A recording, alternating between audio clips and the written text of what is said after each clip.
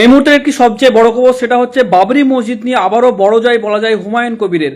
বাবরি মসজিদ নিয়ে আবারও কলকাতা হাইকোর্টে যে মামলা হয়েছিল, সেই মামলাটি কিন্তু কলকাতা হাইকোর্টের ডিভিশন বেঞ্চ কিন্তু আবারও খারিজ করে দিল। প্রধান বিচারপতির যে বেঞ্চ, সেই বেঞ্চ কিন্তু খারিজ করে দিল। আপনাদেরকে জানিয়ে রেখে এই মুহূর্তের সবচেয়ে বড় খবর, সেটা হচ্ছে বাবরি মসজিদ নিয়ে আবারও কলকাতা হাইকোর্টে যে জনস্বার্থে মামলা হয়েছিল, সেই মামলা কিন্তু রীতিমতো খারিজ করে দিল কলকাতা হাইকোর্ট। শুধু তাই নয়, কলকাতা হাইকোর্ট বললেন এই মামলার কিন্তু কোনো গুরুত্ব নেই বা ভিত্তিহীন মামলা। কলকাতা হাইকোর্ট কিন্তু এমনই বলেছেন এই মামলার কোনো গ্রহণযোগ্যতা নাই।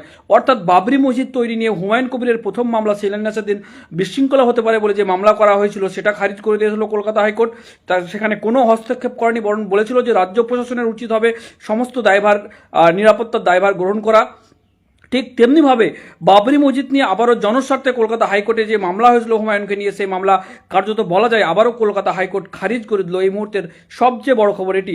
আপনাদেরকে জানিয়ে রাখি, মুর্শিদাবাদের বেলডাঙ্গায় ভরতপুরের বিধায়ক, তৃণমূল থেকে সাসপেন্ড হওয়া ভরতপুরের বিধায়ক হুমায়ুন কবির যে বাবরি মসজিদ তৈরি করার ঘোষণা দিয়েছেন, ইতিমধ্যে শিলান্যাস হয়েছে। সেখানে কার্যত বলা যায় প্রচুর মানুষের ঢল জমছে। সেই বাবরি মসজিদ নিয়ে কিন্তু একবার মামলা হয়েছিল শিলান্যাসের সময়, সেটা খারিজ হয়ে যাওয়ার পরে আবারও কিন্তু একটি মামলা হয়েছিল জনস্বার্থে। সে মামলার অভিযোগ কী ছিল?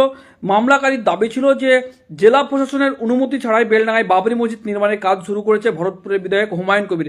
ঠিক এমনই অভিযোগ তুলে কিন্তু কলকাতা হাইকোর্টের জনস্বার্থে মামলা দায়ের করা হয় এবং সেই মামলার কিন্তু আজকে শুনানি ছিল। এবং সেই মামলায় দুই বিচারপতির বেঞ্চের যুক্তি তিনি কিন্তু দিয়েছেন যে এই মামলার কোনো গ্রহণযোগ্যতা নাই বলে কিন্তু এই মামলাটাকে আজকে কিন্তু বৃহস্পতিবার খারিজ হয়ে গেল। অর্থাৎ বলা যায় হুমায়ুন কবিরকে নিয়ে যে আবারও দ্বিতীয় মামলা হলো, সেটি কিন্তু আবারও খারিজ করে দেওয়া হলো। কলকাতা হাইকোর্ট খারিজ করে দিলেন। কার্যত বলা যায় আবারও তার পথের কাটা একটি সরে গেল, যেটি চিন্তার কাজ হয়েছিল। আপনাকে জানিয়ে রাখি যে জেলা প্রশাসনের অনুমতি ছাড়াই এই বাবরি মসজিদ নির্মাণ হচ্ছে, এমনটি কিন্তু দাবি করে জনস্বার্থে কলকাতা হাইকোর্টে মামলা দায়ের করা হয়েছিল। এবং এই মামলা দায়েরের পর কিন্তু আজকে বৃহস্পতিবার শুনানি ছিল এবং বৃহস্পতিবার মহামান্য কলকাতা হাইকোর্ট কিন্তু সেই মামলা খারিজ করে দিল।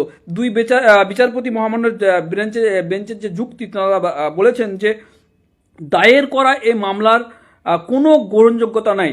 ভারপ্রাপ্ত প্রধান বিচারপতিদের তারা আরও পর্যবেক্ষণ, তিনারা আরও জানিয়েছেন যে যেখানে মসজিদ নির্মাণের কথা বলা হচ্ছে, আবারও আপনারা শুনুন, যেখানে মসজিদ নির্মাণের কথা বলা হচ্ছে বাবরি মসজিদের, সেটি কোনো সরকারি জমি নয়, সেটি একটি ট্রাস্টের জমি। তাই আদালতে এই মামলাটি সম্পূর্ণ ত্রুটিপূর্ণ, এ সংক্রান্ত কোনো আবেদন বিবেচনা করা হবে না বলে একেবারে স্পষ্ট রূপে জানিয়ে দিয়েছেন বিচারপতিরা।